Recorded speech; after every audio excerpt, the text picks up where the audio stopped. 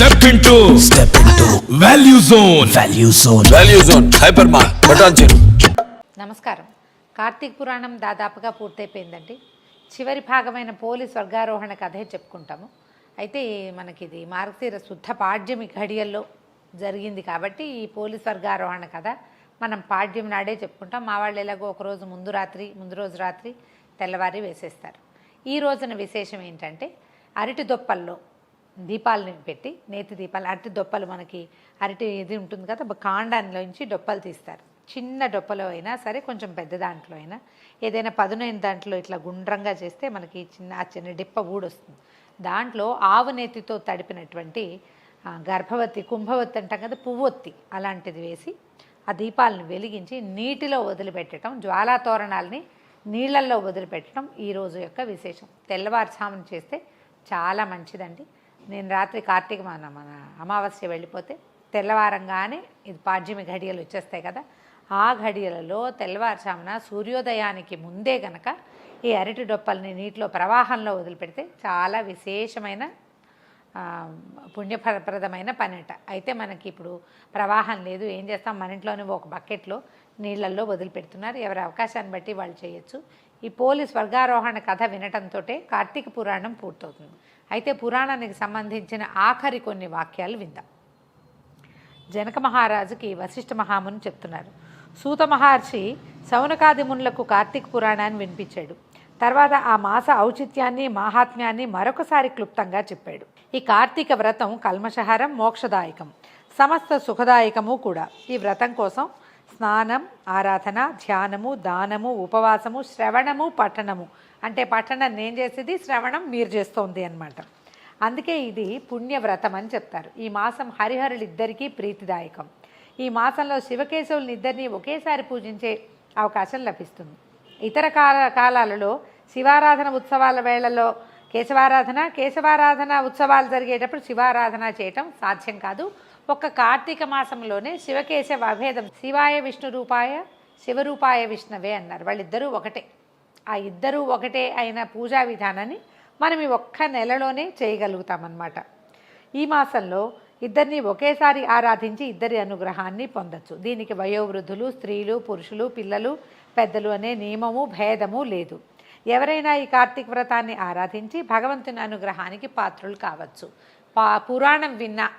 పురాణం చదివినా కూడా మాసం అంతా ఆచరించిన ఫలితం లభిస్తుంది అన్నారు కాబట్టి పిల్లలు కథగా విన్నా కూడా ఇది పనికొస్తుందన్నమాట.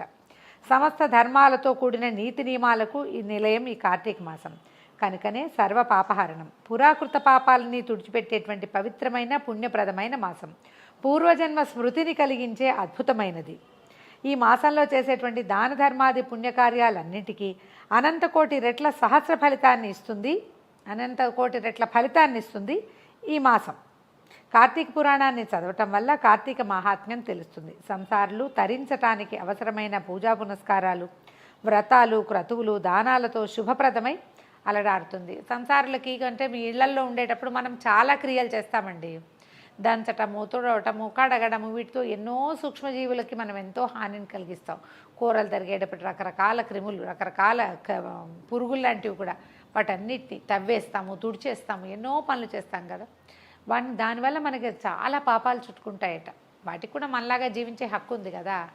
మనం చేసే ఈ పనుల వల్ల మనకు వచ్చే పాపాన్ని పోగొట్టుకోవాలంటే ఇలాంటి అనంత పుణ్య ఫలప్రదమైన కార్తీక మాసం లాంటి వ్రతాన్ని ఆచరించడమే మంచిది అని చెప్తున్నారు. అధిక వ్యయప్రయాసలకు లోను కాకుండా సూక్ష్మాతి సూక్ష్మమైన రీతులతో మోక్ష సాధనాల్ని బోధించి సత్ఫలితాల్ని అమోఘంగా కూర్చగలిగేదే ఈ కార్తీక మాసం. తెలిసి కానీ తెలియక కానీ ఈ మాసంలో పుణ్యవ్రత క్రతువులను ఆచరించిన వారికి అనుకోకుండా అడగకుండానే ముక్తి లభిస్తుంది. అల్పబుద్ధితో, ఈర్ష్యాద్వేషాలతో, నిర్లక్ష్యంతో వ్రతాలని ఆచరించే వాళ్లను దేశించేవాళ్ళు, కార్తీక వ్రత దీక్షలను చులకనగా చూసేవాళ్ళు, చేసేవాళ్ళు పడరాని కష్టాల పాలై ఇహపరాలు రెండింటికి చెడిపోయి నరకయాతల్ని అనుభవిస్తారనేది ముమ్మాటికి సత్యం. ఈ మాసం మొదలైన కార్తీక శుక్ల పాడ్యం నుంచి చన్నీటితో తలస్నానం నదిలో కానీ చెరువుల్లో కానీ చేయాలి. అలా చేయకుండా ఆహారం తీసుకోకూడదు. కనీసం ఇంట్లో స్నానం చేసేకైనా ఆహారం తీసుకోవటం మంచిది. ఆలయాల్లో స్వామి సన్నిధిలో దీపారాధనని కానీ దీపదానాన్ని కానీ చేయాలి. ఆహారమే తీసుకోకుండా కానీ ఒక పూట తినిగానే ఉండటం, కేవలం సాయంత్రం మాత్రమే భుజిస్తూ నక్తవ్రతం చేయటం కానీ పాటించాలి. ధన కనక కన్యాదాన గోదానాదులు ఇంత అని లెక్కగట్టి చెప్పడానికి వీలైనంత ఫలితాన్ని ఇస్తాయి. అన్నదానాలు, వన సమారాధనలు, వ్రతాలు, పురాణ పఠనాలు, పురాణ శ్రవణాలు పుణ్యప్రదాలు. వృద్ధులు, పసివారు, అనారోగ్యవంతులు ఎవరైనా ఏ కారణం చేతైనా కార్తీక వ్రత నియమాల్ని పాటించలేని వాళ్ళు ఈ కార్తీక మాసంలో కనీసం ఏకాదశి నాడు కానీ, పూర్ణిమ నాడు కానీ, లేదా వాళ్ళకి వీలైన ఏదో ఒక రోజు కానీ ఈ వ్రతాన్ని అనుసరిస్తే ధన్యులవుతారు. మనసులో ఈ వ్రతాలు, దానాలు, పూజలు, నిష్టమాలు ఆచరిస్తున్నట్టుగా భక్తితో తలచుకున్నా కూడా తరిస్తారు. రాజా, ఈ కార్తీక మాసం సమస్త పుణ్య సముపార్జనకు పరమ ఉత్తమమైన సాధనం, సమస్త పాపాలకి విరుగుడు. తక్కువ సమయంలో భగవంతుని కృపని అనుగ్రహించగలిగిన పవిత్ర మాసం ఈ కార్తీక మాసం. అయితే పోలి కథ చెప్తున్నారండి. పోలి స్వర్గారోహణ కథ చెప్పుకుందామండి. ఈ కథ వింటే మనకి కార్తీకం పూర్తయినట్టు అనమాట. కార్తీక మాసం ప్రారంభమైన శుక్లపాడ్యం నుంచి ప్రతిరోజు కార్తీక దీపారాధన చేసి కార్తీక మాసపు ఆఖరి రోజున అంటే మార్గశిర శుక్ల పాడ్యమి ఘడియలో చేసే దీపారాధనని పోలీస్వర్గం దీపారాధన అంటారు.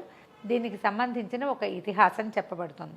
పూర్వం వారణాసి ప్రాంతంలోని విశాల నగరంలో రజకమ్మ అనబడే ఒక రజక స్త్రీ ఉండేది. ఈమెకి 7 కుమారులట. ఈ 7 కుమారులందరికీ వివాహాలైనాయి. ఆఖరి కోడలు దైవభక్తి కలిగి పెద్దల పట్ల చాలా గౌరవంగా ఉండేది. ఇంట్లోని వాళ్ళంతా పూజలు చేసేవారు కానీ ఏకాగ్రత భక్తి ఉండేవి కాదు. ఆఖరి కోడలైన పోలమ్మ ఎప్పుడూ తనకు అప్పచెప్పిన పనిని వదిలిపెట్టేది కాదు. ఏకాగ్రతగా చేసేది, శ్రద్ధగా ఆసక్తిగా పనిచేసేది, భక్తి తత్పరతతో ఉండేది. భగవన్నామాన్ని సంకీర్తన చేసుకుంటూ పని చేసుకునేదట. అయితే కార్తీక మాసం వచ్చిన దగ్గర నుంచి అత్త కోడళ్ళు అందరూ, పెద్ద కోడళ్ళు అత్తగారు కలిసి ప్రతిరోజు ఉదయమే నదీ స్నానానికి వెళ్ళిపోయేవారు. ఇంటికి కాపలా కోసము వంతులు వేసుకుంటే సరిపోయేది. ఓ రోజు నువ్వు, ఓ రోజు నేను అంటే సరిపోయేది. అలా చేయకుండా ఆఖరి కోడలు చెప్పిన పని చెప్పినట్టుగా తూచా తప్పకుండా చేసే అమ్మాయిని, అంతే కదా, మొత్తం మెత్తటి వాడిని చూస్తే మొత్త బుద్ధి అవుతుంది.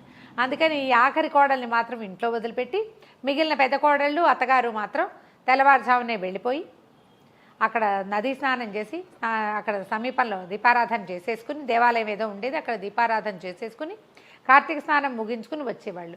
ఈ అమ్మాయికి ఆ అవకాశం లేక ఇంట్లోనే చల్లటి నీళ్ళతోటి పొద్దున్నే స్నానం చేసేసి అవకాశం ఉన్నట్టుగా దీపారాధన చేసుకునేది. ఎట్లా చేసేది?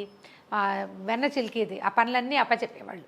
మజ్జిగ చిలికి వెన్న ముద్ద తీస్తే అత్తగారు ఒప్పుకోదు కాబట్టి వెన్నని ఒక గిన్నెలో వేసి కవ్వానికి అంటుకుని ఉన్న వెన్నని కొద్దిగా తీసి, నలకంత వెన్న వస్తే ఒక పమిడి పత్తిని, దొడ్లో ఒక పత్తి చెట్టు ఉండేదట, అందులోంచి కొద్దిగా పత్తిని తీసి కాయ ఒలిస్తే అత్తగారికి తెలిసిపోతుంది.